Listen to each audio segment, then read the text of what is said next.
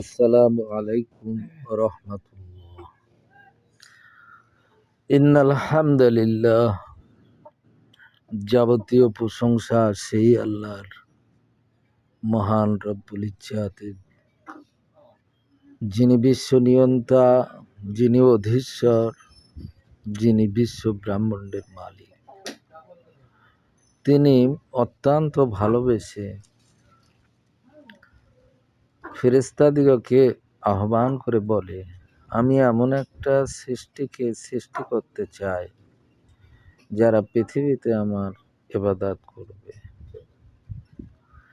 এ প্রসঙ্গে কোরআন বলে, বিসমিল্লাহির রহমানির রহিম,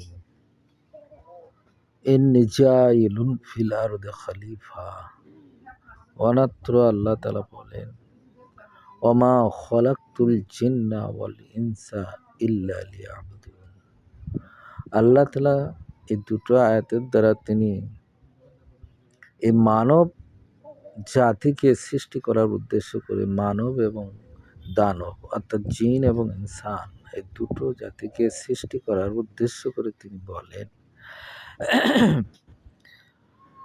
যে মানব আর দানব তারা পৃথিবীতে, তাদেরকে সৃষ্টি করা হবে, পৃথিবীর শান শওকাত সৌন্দর্য তাদের জন্য দান করা হবে, আর তারা আমার আনুগত্য স্বীকার করবে, তারা আমার ইবাদত উপাসনা করবে, এবং তারই সাথে সাথে সেই মানব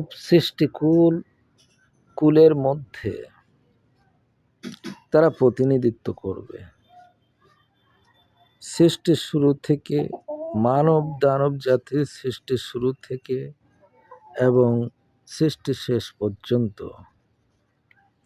তারা পৃথিবীতে আমি আল্লাহ আমার অনুসরণ করবে, আমার ইবাদত করবে, উপাসনা করবে, আর পৃথিবীতে তারা প্রতিনিধিত্ব করবে যাতে বিবাদ বিসম্বাদ বিশৃঙ্খলা এসব থেকে তারা মিটিয়ে ফেলতে পারে, ঝামেলাগুলো মেটাতে পারে। এই প্রতিনিধিত্ব দায়িত্ব তাদের উপরে থাকবে। এই আয়াত দ্বারা আমরা বুঝতে পারি যে আল্লাহ আমাদেরকে সৃষ্টি করেছেন, আমরা তার বিধান অনুযায়ী তার ইবাদত করব এবং পৃথিবীতে চলার মধ্যে আমাদের মাঝে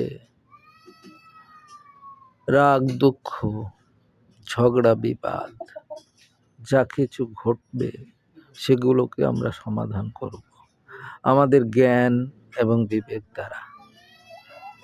বলার উদ্দেশ্য এরকম যে, হে মানব জাতি, আমরা পৃথিবীতে এসে এই যে কিছুক্ষণের যে মেলা, কিছুক্ষণের যে সময়, কিছুক্ষণের যে অবকাশ আল্লাহ আমাদেরকে দিয়েছেন, এটা কি জন্য? এটা ভাবতে হবে। এটা দেওয়া হয়েছে আমরা পরকালীন জীবনকে সুন্দরভাবে থাকতে পারি, যাতে সেই পরকালীন জীবনে যে অবস্থানটা আমাদের হবে সেখানে যেন আমরা সুন্দর এবং সুষ্ঠুভাবে থাকতে পারি, তার প্রয়াস আল্লাহ তাআলা আমাদেরকে পৃথিবীতে দিয়েছেন। এখানে সঞ্চয় করতে হবে আমাদের পরকালীন জীবনের সঠিক একটা স্থান। অর্থাৎ আমাদের কি করতে হবে? এখানে আমাদের প্রভুকে খুশি করতে হবে। প্রভুকে খুশি করতে হবে। আমরা কোনো অবস্থাতেই আমরা প্রভুর খুশি ছাড়া আমরা কেউ কামনা করতে পারি না যে আমরা বেহেশত পাবো, শান্তির জায়গা পাবো। তো আমাদের করণীয় হলো যে